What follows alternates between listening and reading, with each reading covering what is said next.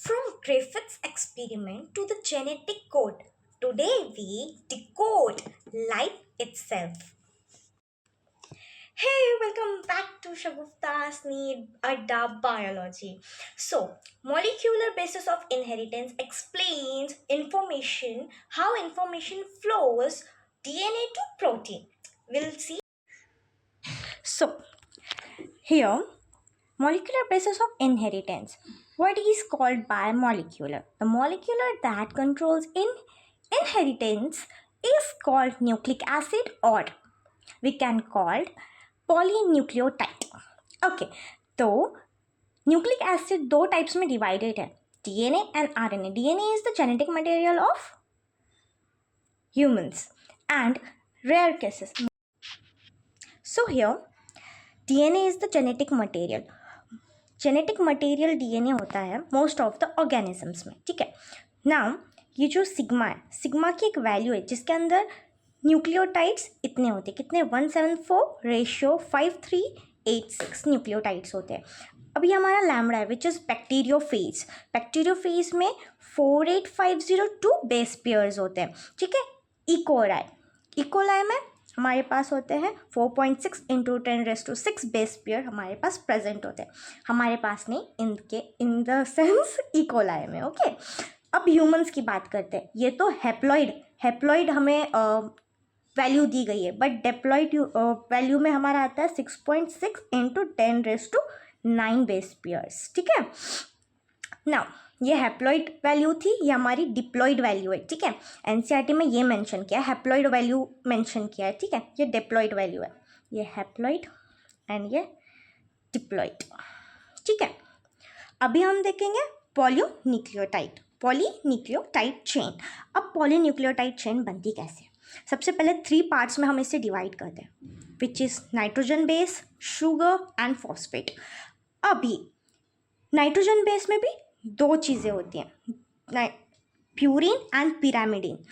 Purine में Ag and pyrimidine में CuT. Okay, Ag means adenosine, guanine, cytosine, uracil and thymine. अभी एक difference बतानी, डीएनए में हमारे पास प्रेजेंट होता है adenosine, thymine and guanine, cytosine. अब आरएनए में प्रेजेंट होता है ए विच इज़ एडेनोसिन. सो हम देख रहे थे आरएनए में होता है adenosine, thymine is replaced by uracil. तो thymine is replaced by uracil, then guanine, cytosine. तो अभी आरएनए में क्या होता है अपना यूरासिल.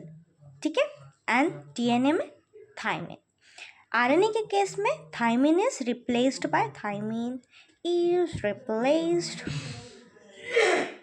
Bye uracil. ठीक है, नाउ अभी हम देखेंगे कि base plus sugar equals to nucleoside. जब नाइट्रोजन बेस प्लस शुगर, अब यहाँ पे शुगर कौन सी प्रेजेंट होती है? पेंटोस शुगर प्रेजेंट होती है. ठीक है, nitrogen base plus sugar which is called nucleoside. Now nucleoside plus phosphorus मतलब फॉस्फेट. न्यूक्लियोसाइड प्लस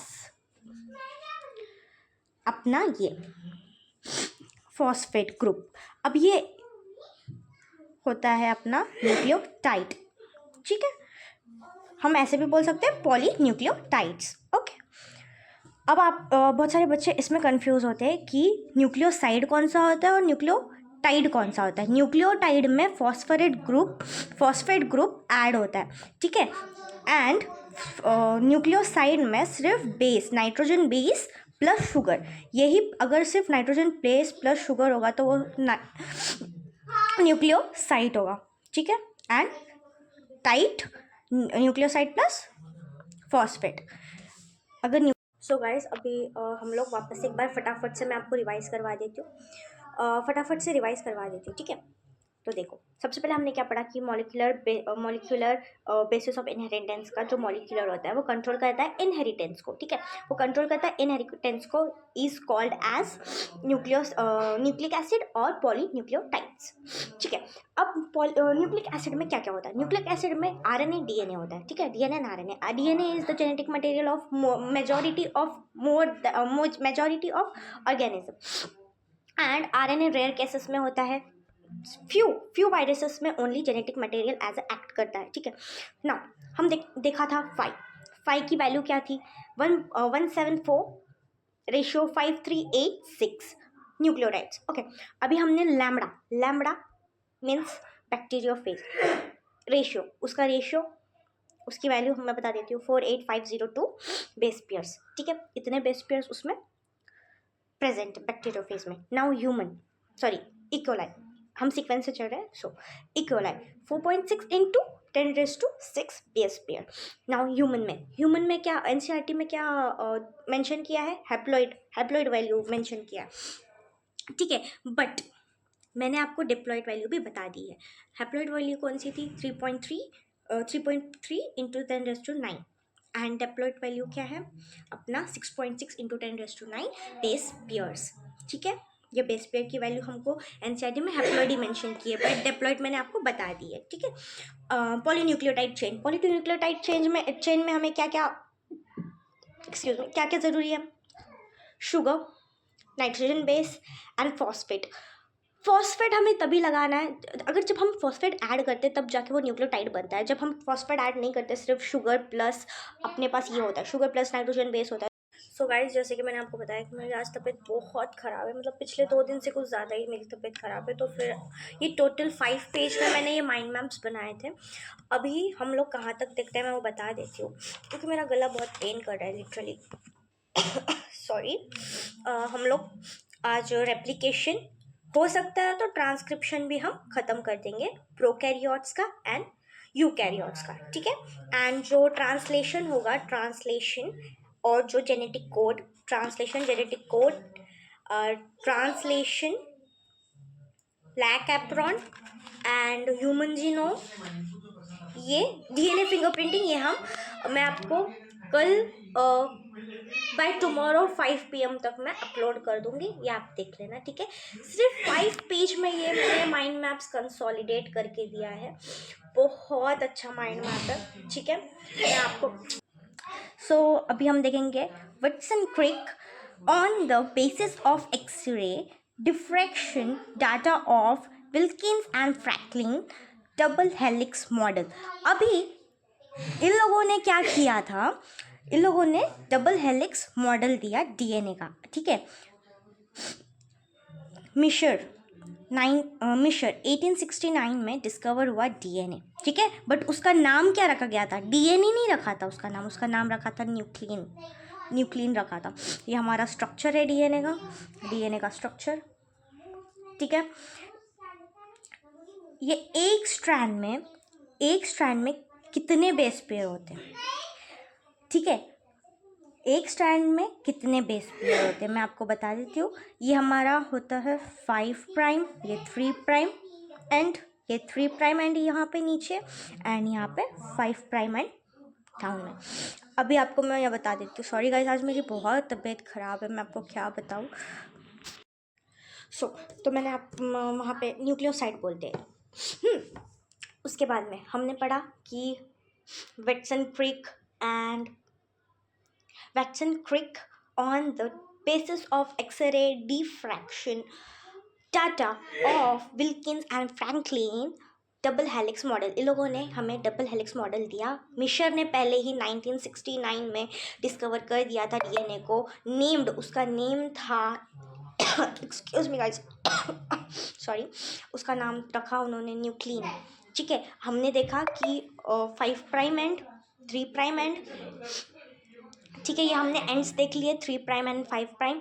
अभी हम उसके अंदर के पेयर्स देखेंगे, ये अभी मैं आपको नोट्स दिखा के तब हम स्टार्ट। हमने देखा यहाँ पे कि जो डीएनए है वो 360 डिग्री रोटेट करता है, ठीक है, ये तो सबको ही पता होगा। एंड उसके अंदर 10 बेस पेयर्स है इस वाले डीएनए में। अभी मैं यहाँ पे आपको बता देती हूँ कि एडेनोसिन सिर्फ थाइमिन के साथ बाइंड करता है, मतलब बॉन्ड बनाता है, और ये बॉन्ड हम बोलते हैं हाइड्रोजन बॉन्ड, ठीक है, हाइड्रोजन बॉन्डिंग। इसमें सिर्फ डबल बॉन्ड लगता है, और जो ग्वानिन एंड साइटोसिन है उसके अंदर ट्रिपल बॉन्ड लगता है, ठीक है, ये ट्रिपल बॉन्ड है।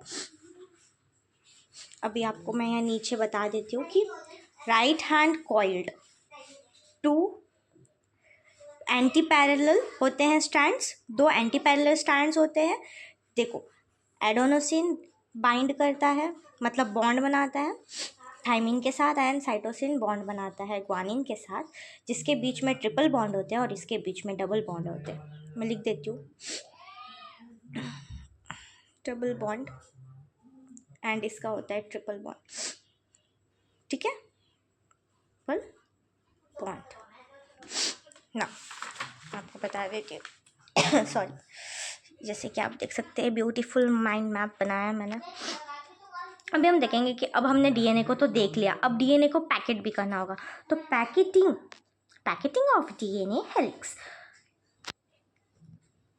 अभी हम लोग डीएनए की पैकेजिंग देखेंगे कि उसको कैसे करते हैं। हिस्टोन प्रोटीन्स, अब यहाँ पे हम बात करेंगे histone contains basic amino acid. ये जो हिस्टोन होता है वो कंटेन करता है बेसिक एमिनो एसिड को, जैसे कि लाइसिन और अर्जिनिन, ठीक है, जो कि पॉजिटिव होता है, ठीक है। डीएनए क्या होता है, मैंने आपको यहाँ पे बताया नहीं, DNA is negatively charge. Because negatively charge ये क्यों होता है, बिकॉज यहाँ पे फॉस्फेट ग्रुप प्रेजेंट है, और फॉस्फेट क्या होता है, नेगेटिव होता है, ठीक है।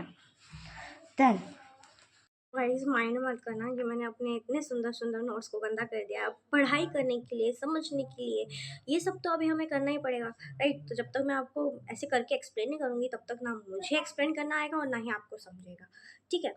और अगर जो भी बैकग्राउंड नॉइज़ आ रही होगी प्लीज़ उसे अवॉइड कर देना। आज ना थोड़े से गेस्ट आए हुए हैं घर पे, तो उस वजह से नॉइज़ हो रहा होगा, मुझे माफ़ कर देना इस चीज़ के लिए। नेक्स्ट टाइम से आई मेक श्योर कि ये सब नहीं होगा। मैं एक सेपरेट रूम मेरा चल रहा है बनाने का, चल रहा है काम, जैसे ही वो बन जाता है मैं उसमें ही अपनी क्लासेस लिया करूँगी, एंड सॉरी, एंड उसके बाद में वहाँ पे आपको कोई नॉइज़ में सुनाई नहीं देगी। बस आज एक दिन आप चला लेना, ठीक है। बहुत कोऑपरेटिव है मेरे बच्चे, हैं ना, बहुत अच्छे बच्चे हैं मेरे। बस दीदी को चढ़ाते रहने का, दीदी को थोड़ा हवा में रखने का। दीदी अच्छा पढ़ाती है, फिर जोश आता है दीदी को। यहाँ पे मैंने आपको अभी बताया कि जो हिस्टोन प्रोटीन्स होते हैं वो होते हैं पॉजिटिव, ठीक है, और वो क्या होता है, डाइमर। अब उसमें क्या होता है, H2A, H2B, H3 and H4 makers histone octamer. ये क्या बना देता है, एक ऑक्टोमर बना देता है, ठीक है, ऑक्टोमर बना देता है। Wrapped around 200 base pair DNA around it. अब ये 200 बेस पेयर, ये जो थ्रेड लाइट स्ट्रक्चर दिख रहा है ये हमारा है क्रोमेटिन। ये जो हमारा गोल गोल, मतलब ये जो गोल दिख रहा है, मतलब जो इस सर्कल में दिख रहा है, ये हमारा है न्यूक्लियोसोम, विच इज़, यहाँ नीचे मैंने लिखा कि न्यूक्लियोसोम किस चीज़ के लिए हम बोल रहे हैं, histone octamer plus wrapped DNA. Histone octamer है जिसको डीएनए ने रैप्ड किया है, 200 बेस पेयर, समझ रहे हो आप, ठीक है, ठीक। ऐसे आप अर्थ को रपेट सकते हो, इतना बड़ा होता है वो, 200 बेस पेयर, 2 मीटर जितना बड़ा होता है डीएनए, ठीक है। तो वो इस हिस्टोन प्रोटीन के अगेंस्ट वो लिपट जाता है, क्योंकि डीएनए होता है negatively charge, and histone protein होते हैं पॉजिटिवली चार्ज, ठीक है। ये मैंने हिस्टोन लिखा है, आप गलत समझ कर कमेंट मत कर देना भाई। हिस्टोन प्रोटीन, ठीक है, इरेजर मैंने लेके नहीं बैठी, मैं बाद में रफ कर लूँगी, मेरे नोट्स ही, मेरे ही नोट्स है, ठीक है। तो वो रैप्ट कर देते हैं, रीज़न में मैंने बताया कि वो रैप्ट क्यों करते हैं, क्योंकि हिस्टोन प्रोटीन पॉजिटिव होता है एंड डीएनए नेगेटिव होता है, सो वो एक दूसरे को अट्रैक्ट कर लेते हैं, ठीक है। ये बस मैंने आपको समझाने के लिए बोला है अट्रैक्ट करते वगैरह, बट ये तो ऐसे ही रैप्ट होता है, ठीक है। अगर आपको हाई लेवल की पैकेजिंग करनी है तो आप लोग क्या ले सकते हो, नॉन हिस्टोन क्रोमोसोमल प्रोटीन ले सकते हो, आर रिक्वायर्ड। अगर आपको हाई लेवल की पैकेजिंग करनी है तो आपको क्रोमोसोमल, और मैं आपको एक बात बता देती हूँ, ये एक माइंड मैप है और इसमें सब चीज़ मैंने कवर की है, सब चीज़ एनसीईआरटी में जो था, जो इम्पोर्टेंट था, सब चीज़ इसमें कवर है। बट इस टाइम पे आप लॉन्ग लेक्चर्स नहीं देख सकते, आपको माइंड मैप की ज़रूरत होगी, आपको वन शॉट की ज़रूरत होगी, ठीक है। तो इसमें सब कवर किया है मैंने, तो मैं आपको ये बता रही थी कि अगर आपको हाई लेवल की पैकेजिंग करनी है तो आपको protein, non histone protein chromosomal required होंगे, ठीक है। अब हम देखेंगे ग्रिफिथ का फर्स्ट एक्सपेरिमेंट। ओके, ग्रिफिथ ने फर्स्ट एक्सपेरिमेंट किया था अपना 1928 में। किसमें? 1928 में किया था। उन्होंने लिया था एक स्मूथ स्ट्रेन और एक रफ स्ट्रेन। एक स्मूथ स्ट्रेन लिया था और एक रफ स्ट्रेन लिया था। उन्होंने एक बार माइस को स्मूथ स्ट्रेन के साथ भेजा तो वो क्या हो गया? डाई हो गया, ठीक है। अब वो रफ स्ट्रेन के साथ भेज रहे हैं तो वो सरवाइव कर रहा है। भाई ये क्या हो गया? फिर बाद में हीट किल्ड स्ट्रेन के साथ उसको भेजा माइस को तो वो सरवाइव कर गया, वो सरवाइव कर गया। अब हीट किल्ड स्ट्रेन को आर स्ट्रेन के साथ भेजा तो वो डाई हो गया। क्यों? इसका रीज़न है कि एस स्ट्रेन के अंदर, मतलब सॉरी एस स्ट्रेन के अंदर नहीं, जब हमने देखा, जब साइंटिस्ट लोगों ने देखा, आई मीन टू से ग्रिफिथ साहब ने देखा कि जब उन्होंने अंदर जाके रिसर्च की, देखा कि क्या हुआ है ऐसे, कि जब हमने किल्ड स्ट्रेन दिया था तब तो वो सर्वाइव कर गया था, अब हमने हीट किल्ड स्ट्रेन को दिया रफ स्ट्रेन के साथ तो वो मर कैसे गया?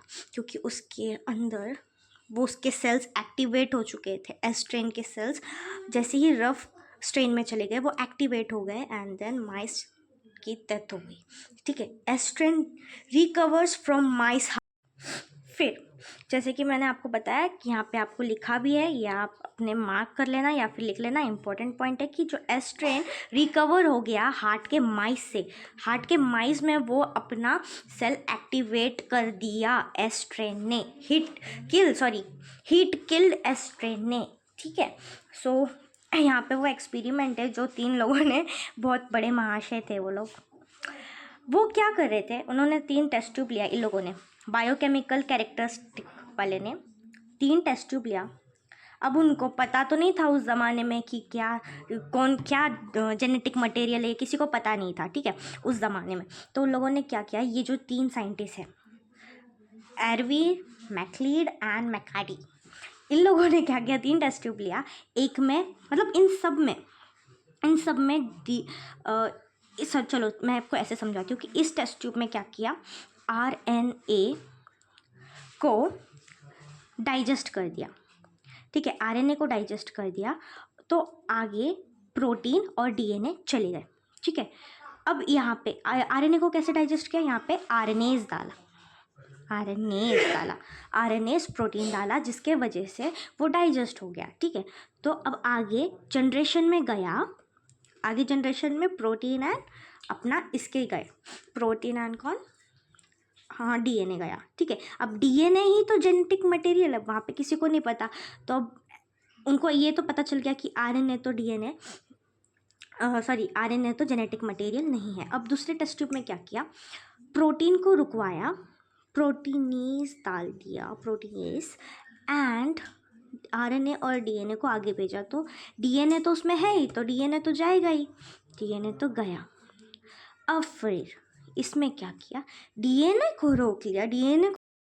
सो गाइस, मैंने अभी आपको बताया था कि थोड़ी देर पहले कि मेरी तबीयत थोड़ी सी ख़राब है, थोड़ी सी नहीं, बहुत ख़राब है, और मेरा गला तो बहुत दर्द कर रहा है, बहुत पेन कर रहा है। सो मैंने जैसे कि आपको बोला था कि हम ट्रांसक्रिप्शन तक कंप्लीट कर देंगे, प्रोकैरियोट्स एंड यूकैरियोट्स।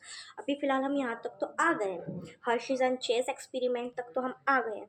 अभी हमारे पास बचता है, लेट मी चेक, हमारे पास रेप्लिकेशन बच रहा है एंड ट्रांसक्रिप्शन बच रहा है, ठीक है। सेंट्रल डोकोमा बाय क्रिक ये हम जल्दी से कर लेंगे एंड ट्रांसक्रिप्शन जल्दी से कर देंगे।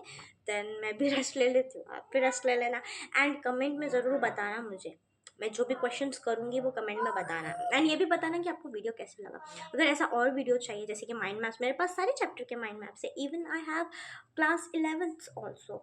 सो लेट मी नो कि आपको चाहिए या नहीं। सो कमेंट कि आपको चाहिए तो आप कमेंट कर दो। अगर आपको 11th का चाहिए तो आप 11th का बोल देना कि माइंड मैप ऑफ 11th।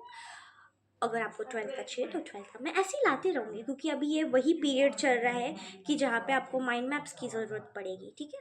तो अभी हम आगे का अपना कंटिन्यू करते हैं, ओके। सो मैंने आपको बताया। फिर अभी इन लोगों ने क्या किया, डीएनए को डाइजेस्ट कर दिया डीएनए से, और फिर इसके अंदर प्रोटीन और आरएनए को भेजा। तो वो तो नेक्स्ट जनरेशन में गया ही नहीं, क्योंकि डीएनए तो जेनेटिक मटेरियल था जो इसमें प्रेजेंट था, तो इसलिए वो नेक्स्ट जनरेशन में पास आउट हो गया। बट इसमें तो वो पास नहीं हो रहा। बट जब ये मतलब इससे तो पता चल ही रहा था कि DNA is the genetic material, but जो लोग थे, जो दूसरे साइंटिस्ट थे, वो बोल रहे थे कि हम कैसे माने, आप यूज़ भी तो, उनको लग रहा था कि प्रोटीन जेनेटिक मटेरियल है, बट ऐसा नहीं था कि प्रोटीन जेनेटिक मटेरियल। और वो बोल रहे थे कि आप प्रोटीन ही तो यूज़ कर रहे हो वो डाइजेस्ट करने के लिए भी, तो क्योंकि देखो यहाँ पे हम वही तो यूज़ कर रहे हैं, आरएनए प्रोटीन डाइजेस्ट करने के लिए। तो वो बोल रहे थे कि बिना प्रोटीन को यूज़ करें आप लोग, हमें प्रूफ दो। तो फिर आया हर्शी एंड चेस एक्सपेरिमेंट, जो कि इक्विवोकल प्रूफ था। ये वाले एक्सपेरिमेंट से सबकी बोलती बंद हो गई। ये एक्सपेरिमेंट को एक्सेप्ट किया गया। क्या किया, एक हमने यहाँ पे ना रेडियो एक्टिव प्रोटीन लिया। ये हमारा एक बैक्टीरिया है, ठीक है। इसके अंदर हमने आरएनए डीएनए दोनों डाला। एक में हमने यूज़ किया सल्फाइड, और फिर हमने इसमें यूज़ किया रेडियो एक्टिव में, एक में फॉस्फेट यूज़ किया, एक में 35 और इसमें 32। अब यहाँ पे डू नॉट एंटर सेल, ये अब एंटर ही नहीं किया सेल में, क्योंकि यहाँ पे प्रोटीन को भेज रहे और डीएनए को डाइजेस्ट, क्योंकि यहाँ पे रेडियो एक्टिव हमने लिया ना, तो ये अंदर ही नहीं गया सेल के, और यहाँ पे एंटर कर गया सेल में। तो डीएनए जहाँ पे था, यहाँ पे तो डीएनए था ही नहीं। इसमें सिर्फ हमने प्रोटीन रखा था और इसमें हमने डीएनए रखा, तो डीएनए आसानी से सेल के अंदर एंटर कर गया। और यहाँ पे सेल के अंदर डू नॉट एंटर सेल, ये सेल के अंदर ही नहीं गया। तो फिर यहाँ पे इसकी प्रॉपर्टी देख लो पहले। Property of genetic material should be able to तो हम लोग देख रहे थे properties of genetic material should be able to replicate. ये जो हमारा डीएनए होता है वो रेप्लिकेट आसानी से कर लेता है और वो स्टेबल होता है, ठीक है। एंड शाल म्यूट स्लोली, ये म्यूट लिखा हुआ है, म्यूटेड और म्यूटेड स्लोली। अब ये स्लोली म्यूटेड करता है। जो आरएनए होता है वो जल्दी जल्दी से रेप्लिकेट करता है, जल्दी जल्दी से म्यूटेड, मतलब वो कुछ बहुत वेस्ट है यार, वो आरएनए बहुत वेस्ट है, उसका छोड़ दो। एक्सप्रेस इटसेल्फ, तो इसके लिए डीएनए इज़ द बेस्ट और बेटर जेनेटिक मटेरियल। ओके, ये हमारी प्रॉपर्टी हो गई जेनेटिक मटेरियल की। Now we will move to the third page. जैसे कि आप देख सकते, मैंने इतने सुंदर नोट बनाए और मैं ऐसे गंदे कर रही हूँ उसे, देखो ऐसे गंदे कर रही हूँ उसे, क्या बताऊँ मैं। देखो जब तक मैं ऐसे नहीं एक्सप्लेन करती ना, तब तक ना मुझे एक्सप्लेन करना आता है ना आपको समझ में आएगा। Now will see central dogma. Sorry guys, so sorry. Okay, we'll see the central dogma by Greek. अभी हम देखते हैं सेंट्रल डोकोमा। ये हमारा डीएनए है। अब डीएनए से क्या बनेगा, अगर डीएनए से क्या बनेगा, डीएनए से डीएनए बनेगा तो हम उसे बोलेंगे रेप्लिकेशन। देखो डीएनए है, ठीक है। अब ये डीएनए से ही डीएनए बन रहा है, तो हम इसे बोलेंगे रेप्लिकेशन। क्या बोलेंगे, रेप्लिकेशन, ठीक है। अब हम डीएनए से आरएनए बनाएंगे तो उसे हम बोलेंगे ट्रांसक्रिप्शन। क्या बोलेंगे, हम डीएनए से बनाएंगे आरएनए तो क्या बोलेंगे हम इसको transcription. Sorry my mistake, transcription. So हम लोग देख रहे थे आरएनए से यहाँ पे बन रहा था, सॉरी डीएनए से यहाँ पे बन रहा था आरएनए, जिसको हम बोलते हैं ट्रांसक्रिप्शन। फिर हम देखेंगे कि आरएनए से जो बनता है प्रोटीन, इसको हम बोलते हैं ट्रांसलेशन। तना, ठीक है। तो अभी हम देखेंगे रेप्लिकेशन। सबसे पहले हम ये जो तीनों फैक्टर्स है ना, इसको अच्छे से देखेंगे, जैसे कि रेप्लिकेशन, ट्रांसक्रिप्शन एंड ट्रांसलेशन। मैंने आपको पहले ही बताया था कि हम ट्रांसलेशन अगर होता है तो आज की क्लास में लेंगे या फिर नेक्स्ट क्लास में लेंगे। तो ट्रांसलेशन अभी हम लोग ट्रांसक्रिप्शन और रेप्लिकेशन देखेंगे। फर्स्ट हम देखेंगे रेप्लिकेशन। जो रेप्लिकेशन का क्या क्या फ़ायदा होता है मैं आपको बता देती हूँ। रेप्लिकेशन सेमी कंजर्वेशन होता है in nature, proved bye medicine and starting using isotope which is N15। यहाँ पे हैवी आइसोटोप यूज़ किया गया है by tailors in faba beans using radioactivity। ठीक है, जैसे कि यहाँ पे आपको डायग्राम दिख रहा है कि हमारा हैवी आइसोटोप है, इसको हमने 20 मिनट्स रेप्लिकेट करने के लिए दिया, तो वो हमें इसमें बदल गया। एक स्टैंड तो हमारा होगा, अब समझ लो कि मैंने यहाँ पे कलरफुल नहीं बनाया वरना आपको समझ में आ जाता। ओके, हम स्टैंड्स को ना नेम दे देते हैं, ठीक है, कलर वाले। ये हमारा था, और वाइट नहीं देंगे हम, इसको देंगे ग्रीन। Okay, green. और जो ये जो N15 है ना, N15 को हमने दे दिया ग्रीन, और जो N14 है उसके स्ट्रैंड को दे दिया वाइट। ठीक है, तो अब ये डिवाइड कर दिया, एक वाइट स्टैंड बना और एक ग्रीन स्टैंड बना, एक वाइट स्टैंड बना और एक ग्रीन स्टैंड बना। ठीक है, तो ये पूरा मैं आपको समझाने के लिए इस पर बताई ऐसे, बट ये वाला आपका पूरा N15 है और ये आपका N15 भी है और N14।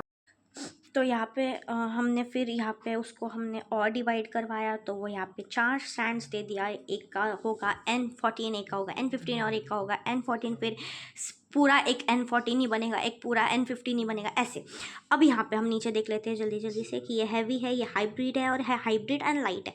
तो सबसे डेंस नीचे जो दिखेगा वो हैवी आइसोटोप होगा, जो कि हम हैवी में जमा करेंगे, और ये जो यहाँ पे दिखेगा वो हाइब्रिड होगा, एंड यहाँ पे दिखेगा वो हाइब्रिड एंड लाइट होगा। ठीक है, now will move to the this, इसके मैकेनिज्म पे जाते हैं हम। ठीक है, ये हमारे 2 स्ट्रैंड्स हैं, एक हमारा 5 प्राइम एंड 3 प्राइम एंड। ये जो होता है हमारा, ये हमारा हेलिकेज है। ठीक है, ये फोक है, ये जिप, ये आपको जिप दिख रही है, जैसे कि ये चेन है, आपकी समझो ये चेन है, इसको हम पकड़ के ऐसे खींच रहे हैं। ठीक है, ये हेलिकेज आपकी चेन है और इसको हम ऐसे खींच रहे हैं, तो ये जिप के जैसा खुल रही है, यहाँ पे खुली, तो ये हमारा हेलिकेज। और ये एक फोक है, ये कौन सा फोक है मैं आपको बताती हूँ, मैंने यहाँ पे मेंशन किया था यार। ओके, इट्स ओके, ये फोक है। ये है तो हमारा हेलिकेज, बट मैंने आपको बताया कि ये फोक स्टैंड है। ठीक है, यहाँ पे हमारा 3 प्राइम एंड है। ठीक है, जो कि यहाँ पे पॉलीमरेज यूज हो रहा है। मैंने आपको कल ही क्वेश्चन किया था MCQ में, तो आप सब लोगों ने करेक्ट आंसर किया था कि DNA पॉलीमरेज। गुड, तो ये हमारा पॉलीमरेज है। यहाँ से आपको मैं एक ये बता देती हूँ, यहाँ पे आप देखो, यहाँ पे ये हमारा लीडिंग स्टैंड है, ये हमारा लैगिंग स्टैंड है। इसको, ये जो फ्रेगमेंट्स बन रहे हैं ना, ये फ्रेगमेंट्स को हम बोलते हैं ओकाजाकी फ्रेगमेंट्स बोलते हैं, जैसे कि आपको दिख भी रहा होगा, ओकाजाकी फ्रेगमेंट्स टू एक्साइन। अब यहाँ पे ये जो फ्रेगमेंट्स को ज्वाइन करने के लिए हम यूज़ करते हैं लाइगेस की हेल्प से हम लीडिंग हाँ, तो ये जो ओकाजाकी फ्रेगमेंट्स हैं, इन फ्रेगमेंट्स को ज्वाइन कराने के लिए, ये जो लीडिंग स्टैंड है इसको ज्वाइन करवाने के लिए हम लोग लाइगेस का यूज़ करते हैं। ठीक है, तो हमारा ये हो गया प्राइमर बोल रही हूँ, primase, leading stand, lagging stand and Okazaki fragment, helicase, ये जो हमारा मैंने बता ही दिया आपको पहले। तो इस टाइप का प्रोसेस होता है। ठीक है, अब हम जंप करते हैं अपने ट्रांसक्रिप्शन पे। ट्रांसक्रिप्शन सिंपली मैंने आपको बताया था कि DNA से RNA बनाने को हम बोलते हैं transcription. DNA to RNA by RNA polymerase. अब मैंने कल आपको पूछा था कि रेप्लिकेशन के लिए कौन सा एंजाइम यूज़ होता है, तो आपने बोला था DNA पॉलीमरेज। अब यहाँ पे DNA to RNA बनाने के लिए जो ट्रांसक्रिप्शन में जो यूज़ हो रहा है वो RNA पॉलीमरेज है। ठीक है, transcriptional unit, not both stands are transcribed, not complete DNA is transcribed. यहाँ पे साफ साफ शब्दों में लिखा है कि दोनों स्ट्रैंड्स ट्रांसक्रिप्ट नहीं कर सकते हैं, ना कि कंप्लीट DNA ट्रांसक्रिप्ट हो सकता है। ठीक है, ये स्ट्रक्चर आपको NCERT में भी दिया होगा, ये भी NCERT में दिया हुआ है। Okay, excuse me. नाउ मेरा गला इतना ख़राब है कि मुझे बार बार रुकना पड़ रहा है। कोई बात नहीं, सॉरी। सो ओके, ये हमारे प्राइम एंड्स है। ठीक है, 5 3 3 5, ये हमारा स्ट्रक्चरल जीन है, कोडिंग वाला, एंड ये हमारा टेम्पलेट है, ये हमारा टर्मिनर। हम अच्छा, मैं ये थोड़ा डिटेल में बता ही देती हूँ, वैसे भी हम पढ़ ही रहे तो ठीक से पढ़ लेते हैं। ठीक है, अभी ये हमारा स्टैंड है, लीडिंग स्टैंड, जहाँ से लीडिंग स्टैंड। सो अभी हम यहाँ पे मैं आपको बता ही देती हूँ अच्छे से। हमारा कोडिंग स्टैंड होता है, तो हम लोग कभी भी हम लोग स्टार्ट करेंगे, ये टर्मिनल है, यहाँ पे स्टॉप हो जाएगा। टर्मिनेटर, टर्मिनल बोल रही हूँ मैं, कुछ भी टर्मिनेटर, देखो मेरा दिमाग भी कहाँ चला गया पता नहीं। टर्मिनेटर यहाँ पे स्टॉप हो जाते हैं। मैं पीछे अच्छे से समझाती हूँ, ठीक है। देखो, बैक्टीरिया ट्रांसक्रिप्शन, बैक्टीरिया आया, इसका मतलब प्रोकैरियोट्स, यहाँ पे यूकैरियोट्स, ठीक है। तो प्रोकैरियोट का पहले देखते हैं transcription. Polymerase bind at promoter, अब यहाँ पे पॉलीमरेज कौन सा था, RNA polymerase bind at promoter, ये हमारा प्रोमोटर है। मैं आपको बताती हूँ, यहाँ पे हमारा प्रोमोटर होता है, ठीक है। कभी भी हम यहाँ से 3 प्राइम एंड से स्टार्ट नहीं कर सकते इधर से, मतलब सॉरी 5 प्राइम एंड से हम स्टार्ट नहीं कर सकते, क्योंकि यहीं पे टर्मिनेटर बैठा हुआ है, क्योंकि यहाँ पे प्रोसेस स्टॉप होती है, ठीक है। और हम यहाँ पे हमारा प्रोमोटर बैठा हुआ है जहाँ से प्रोसेस स्टार्ट होती है, ठीक है। तो हम यहाँ से स्टार्ट करेंगे, आई मीन टू से यहाँ से स्टार्ट करेंगे। नाउ हियर, सबसे पहले ऐसे देख लो, ठीक है। सबसे पहले polymerase bind at promoter, promoter को बाइंड करता है कौन सा, पॉलीमरेज, कौन सा रहता है, आरएनए पॉलीमरेज, ठीक है। विथ सिग्मा, सिग्मा के साथ ये इनिशिएट होते हैं, इनिशिएशन यहाँ से स्टार्ट होता है। एलोंगेशन, जो कि बीच की प्रोसेस चलती है। विथ रो के साथ टर्मिनेटर आता है, वहाँ पे प्रोसेस स्टॉप होती है, ठीक है। Now bacterial gene are polycistronic, मतलब एक बटन दबाया पूरे एक्टिव हो गए, बट यूकैरियोट्स में ऐसा नहीं होता है, मोनो।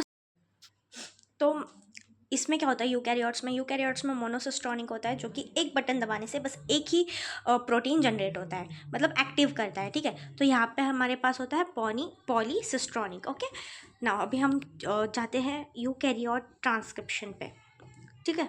3 आरएनए पॉलीमरेज लगते हैं यहाँ पे तो एक ही लगा था, बैक्टीरियल ट्रांसक्रिप्शन में एक ही लगा था, जो कि आरएनए पॉलीमरेज था। यहाँ पे 3 पॉलीमरेज है, ठीक है। एक होता है आरएनए, एक होता है एमआरएनए, एक होता है टीआरएनए।